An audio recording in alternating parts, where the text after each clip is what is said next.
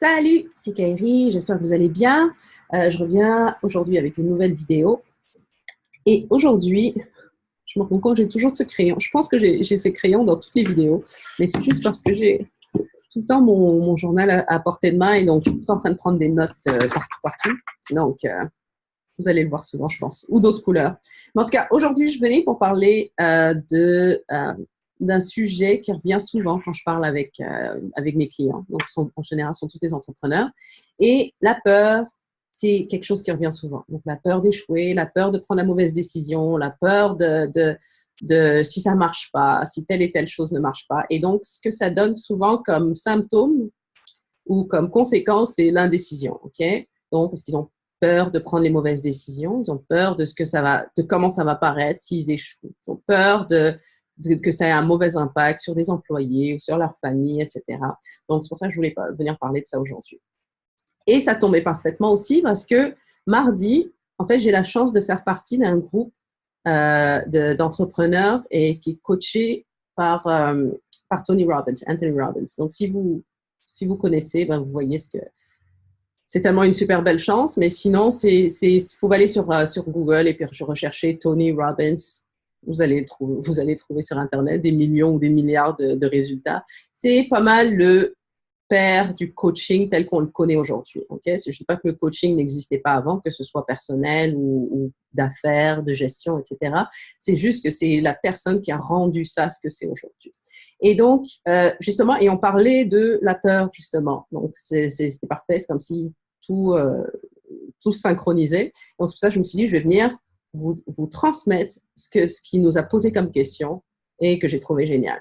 Et en fait, ce qu'il faut se rendre compte, en fait, avant que je vous donne les questions, c'est que la peur, c'est pas qu'on est peureux de nature, OK? Ou c'est pas qu'on est quelqu'un d'indécis de nature. C'est juste que la peur, c'est une habitude. Tout comme le courage, c'est une habitude, OK? C'est juste qu'on est quelqu'un, c'est pas qu'on est peureux, mais qu'on a pris l'habitude de laisser la peur dicter nos actions ou l'habitude de laisser la peur dicter nos émotions ou notre indécision, etc.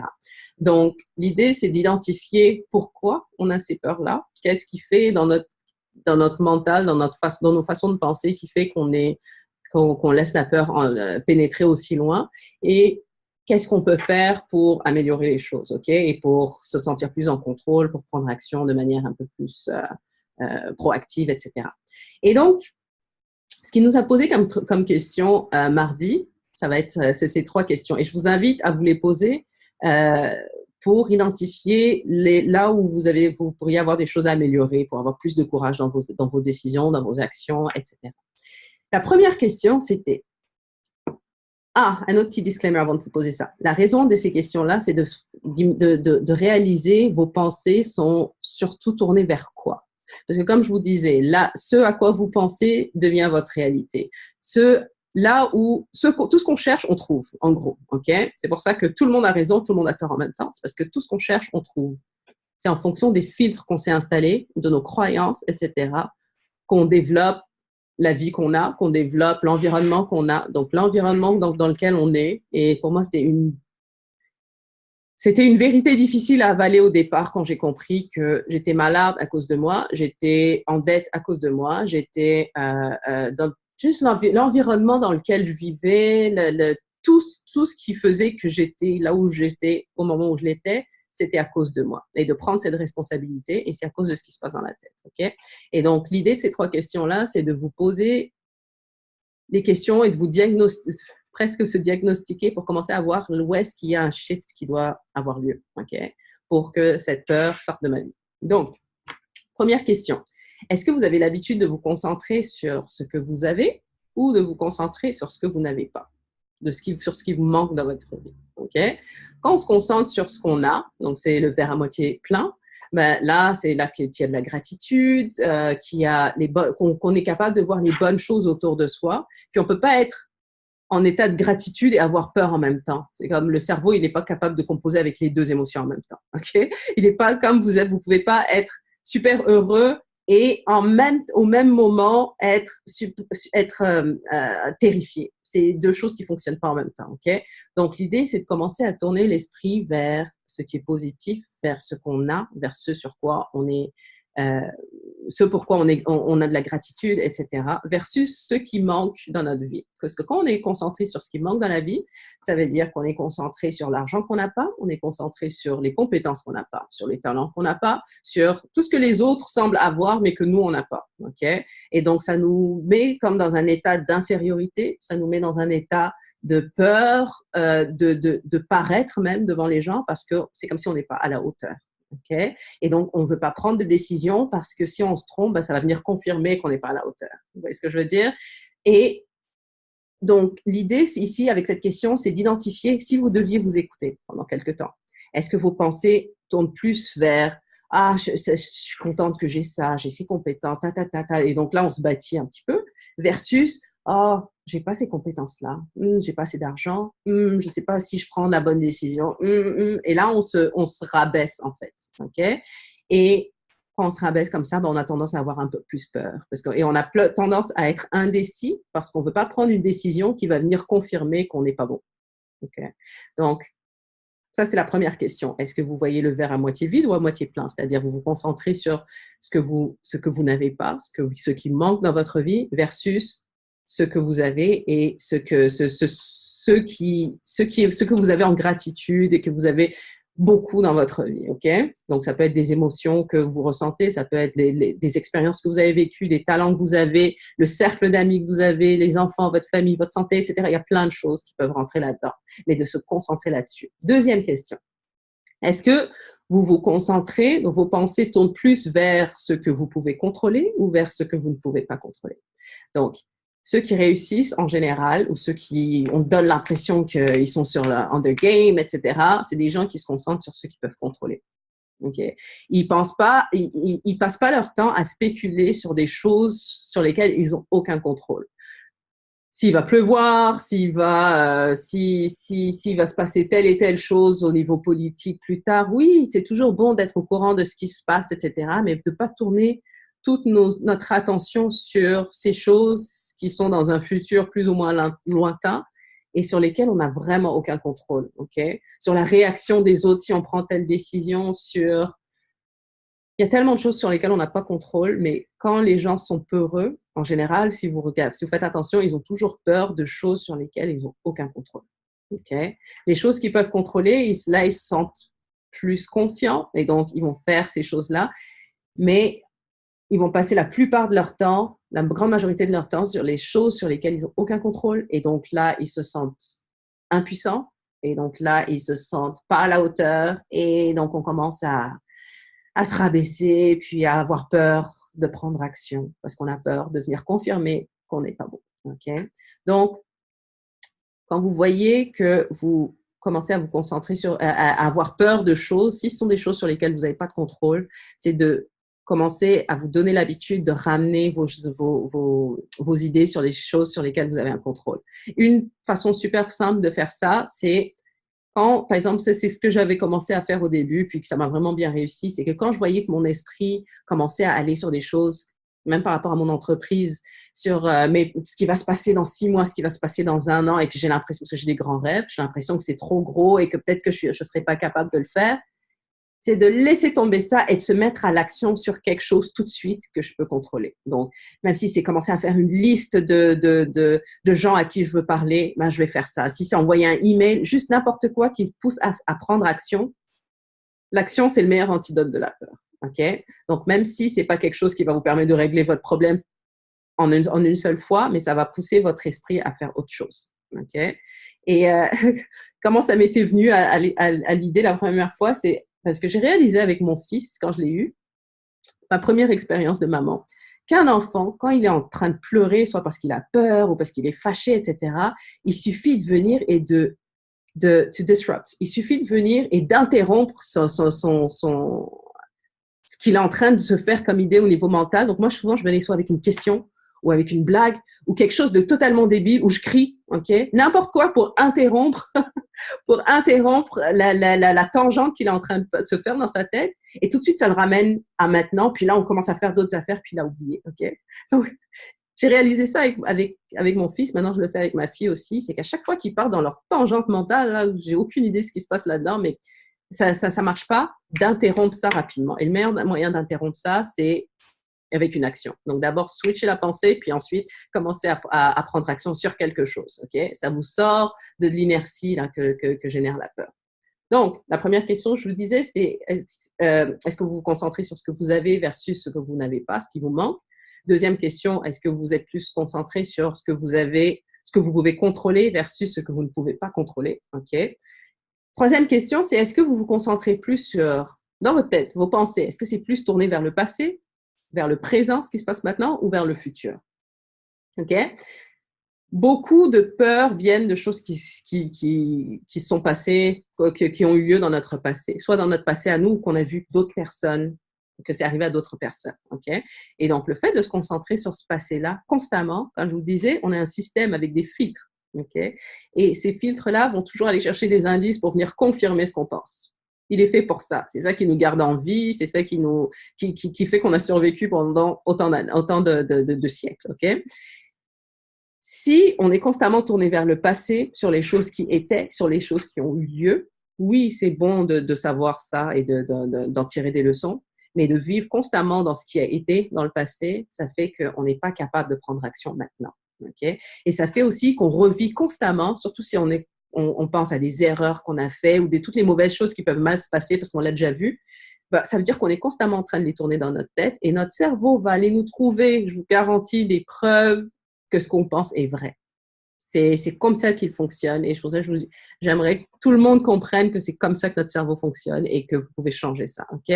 Donc, arrêtez de regarder constamment dans le passé, constamment d'être dans les erreurs qui ont été faites, que ce soit vos erreurs à vous, les erreurs de votre conjoint, les erreurs de vos partenaires d'affaires, les erreurs de ce que vous avez vu dans les infos. C'est pour ça que je ne regarde jamais les infos. De toute façon, il n'y a rien de bien qui se passe là-dedans. OK?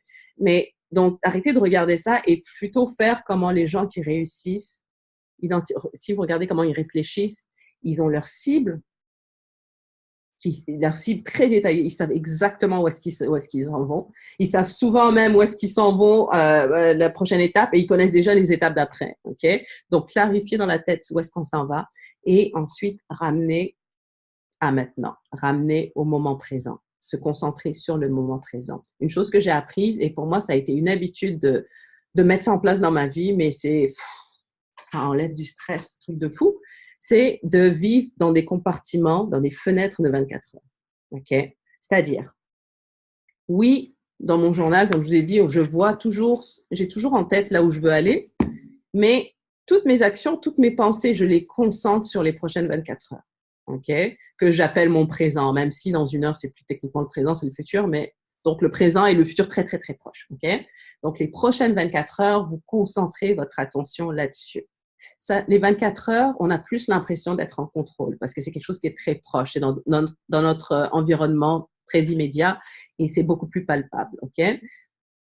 Quand vous commencez à voir que vos émotions, vous commencez à penser, même cette semaine, ça m'arrivait, je commençais à penser, ouf, j'ai tellement des grandes ambitions, des gros objectifs, quelquefois je me dis, c'est peut-être trop gros pour moi. OK? Mais dès que ça arrive, je le ramène à aujourd'hui. Je rouvre mon carnet, OK, les actions que j'ai à faire aujourd'hui, et je me mets à l'action tout de suite, OK? Comme je vous disais, l'action, c'est la meilleure antidote pour la peur. Donc, quand vous voyez que ça commence à aller trop loin, ramenez au moment présent et prenez l'habitude de vivre dans des compartiments, des fenêtres de 24 heures uniquement, OK? Gardez en tête vos plans, mais on vit dans le 24 heures. Quand on fait ça, au fur et à mesure, votre 24 heures demain, ça va être votre passé. Donc, le passé commence à être de plus en plus positif, OK? Au fur et à mesure que les journées passent et qu'on se conditionne à réfléchir comme ça. Mais ce que ça fait aussi, c'est qu'en travaillant constamment votre 24 heures au meilleur des capacités, ce qui va se passer, c'est que ça va garantir un futur qui est magnifique, OK?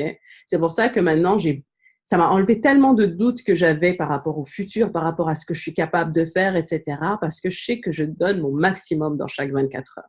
Et donc, c'est obligé, tant que je suis en bonne santé, et même ça, je travaille là-dessus 24 heures sur 24 pour être en bonne santé, mais ça me conforte dans le fait de me dire que mon futur va être assuré parce que je travaille constamment mon présent. Mes 24 heures, je m'assure que ce soit les meilleures purée de 24 heures que j'ai faites ever, OK? Et donc, l'idée, c'est de se mettre ça dans la tête, de changer la façon de penser et d'être en train d'attendre le futur, dans le futur qu'il se passe quelque chose. Comme je vous disais, il n'y a personne qui va venir vous livrer votre scénario pour vous. C'est à chacun de faire ça pour lui-même et de vivre ces 24 heures qui soient les meilleures 24 heures que vous avez faites. OK? Au niveau de vos connaissances, au niveau de la manière dont vous gérez votre temps, au niveau des compétences, de qui vous vous entourez, de ce que vous laissez passer, entrer dans votre tête et sortir de votre bouche, etc. D'en faire tout le temps les meilleures 24 heures et d'apprendre dans chaque 24 heures, d'apprendre de nouvelles choses qui nous rendent une meilleure personne. En faisant ça, il n'y a aucun doute que, de un, ça diminue la peur parce qu'on peut se sentir en contrôle dans 24 heures, mais en plus de ça, ça assure des résultats dans le futur. Parce que là où on est aujourd'hui, ça aussi, c'est quelque chose, c'est une autre thématique, mais je vais juste l'aborder rapidement. Là où on est aujourd'hui, c'est juste le résultat de tout ce qu'on a fait dans le passé jusqu'à présent. Okay? Donc, c'est pas vrai que vous allez faire quelque chose dès aujourd'hui et voir les résultats tout de suite. Okay? Beaucoup d'entrepreneurs, ils ont ça comme problème. Ils pensent que si je mets des actions aujourd'hui, ben, je suis supposée avoir des résultats tout de suite. Sinon, c'est que je suis pas bonne, je suis pas intelligente, etc. C'est pas ça. C'est parce que là où on est maintenant, c'est le résultat de toutes les conneries, excusez le terme, qu'on a fait dans le passé. Oui, et les bonnes choses aussi. Ça nous amène à là où on est maintenant. OK? Ce qu'on doit faire maintenant, c'est bâtir pour faire en sorte que dans 3 mois, dans 6 mois, dans 1 an, dans 10 ans, qu'on atteigne les objectifs et les grandes visions qu'on voit, mais c'est à partir de maintenant que ça se bâtit, 24 heures à la fois. OK? Donc, mes 3 questions que Tony nous a données, c'était ça. À partir de ça, ce que vous pouvez faire, donc comme je vous disais, c'est répondre à ces questions pour vous-même, pour commencer à voir, OK, peut-être que j'ai tendance à trop vivre dans le passé, à trop me retaper la même vidéo des choses qui sont mal déroulées dans le passé, ou peut-être que je suis trop concentrée sur ce que j'ai pas versus ce que j'ai, OK, et de commencer à changer la dynamique là-dedans. Et où je me concentre trop sur les choses que, de toute façon, j'ai aucun contrôle là-dessus, sur l'inflation, sur l'économie, sur ceci, sur cela, mais j'ai le contrôle sur ce que moi, je peux faire maintenant, OK? J'ai pas de contrôle sur les émotions des autres non plus, mais j'ai un contrôle absolu sur mes émotions. Donc, se concentrer là-dessus. Et l'outil, par la suite, le meilleur outil pour aider à ramener tout ça dans une réalité, c'est un conditionnement que vous pouvez faire tous les matins. Moi, tous les matins, dès que je me réveille, je me conditionne mentalement. Okay? Donc, j'ai une façon de faire qui est très spécifique que je pourrais partager plus tard, mais il y en a qui font ça avec la méditation, il y en a que c'est des affirmations, il y en a que c'est juste de faire du sport. Mais l'idée, c'est de se mettre dans un état où on se sent bien. Le sport, moi, je commence toujours par du sport. Okay? Juste parce que chimiquement, dans le corps, ça met la dopamine, etc. Tout se réveille et tout s'infuse dans le corps. Et quand vous faites du sport, première heure, tout de suite, le fait d'avoir sué, on se sent plus en contrôle. Okay? On se sent plus fort, on sent que l'on est réveillé, on est capable d'aborder la journée avec plus de force, plus d'endurance. Okay? La méditation, j'en fais aussi, écrire dans le journal, revoir les objectifs, etc.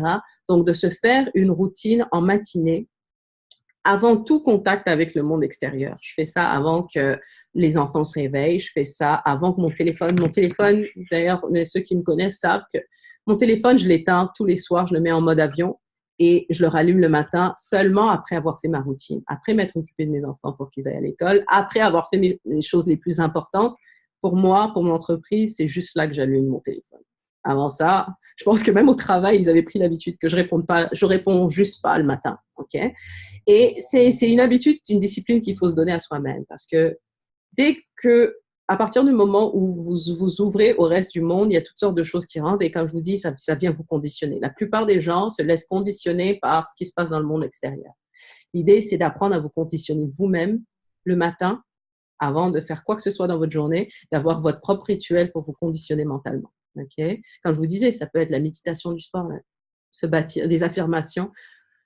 Vous bâtir une routine comme ça pour que le matin, avant d'entrer en contact avec le reste du monde, vous êtes déjà calibré d'une certaine façon. Vous avez réglé votre radio à la bonne fréquence et c'est sur cette fréquence que je commence ma journée. Okay? Et ensuite, le reste de la journée, c'est de se mettre en action, d'éviter les choses. Moi, je ne regarde pas les infos, je ne lis pas le journal, etc. Les informations les plus importantes finissent toujours par m'arriver. Je finis par les entendre, anyway. Mais il y a beaucoup de choses, je fais très attention à ce qui rentre dans mes oreilles, les histoires. Les gens qui ont beaucoup de drames, ils ne sont pas dans mon environnement. Tout simplement, c'est comme une barrière invisible, j'arrive pas, ok? Donc, c'est la même chose, voir les gens qui vous entourent, si vous êtes constamment dans des situations avec des drames, etc., de défaire ça de votre vie, ok? Ce sont toutes des choses qui vont venir vous calibrer mentalement. Et prendre l'habitude de se mettre en action, même si on a peur. Le courage, c'est pas le fait de ne pas avoir peur, c'est de faire les choses et de se mettre en action, même si on est terrifié et qu'on est sur le point de vomir tellement on a peur. C'est ça, en fait. OK? Donc, j'espère que cette vidéo vous aura aidé. N'hésitez pas à poser des questions. Si vous connaissez des entrepreneurs que ça peut aider, n'hésitez pas à partager. C'est ça l'objectif. Et je vous reviens demain avec une nouvelle vidéo. J'espère que vous aimez ça. OK, bonne journée à tous et puis on se voit demain.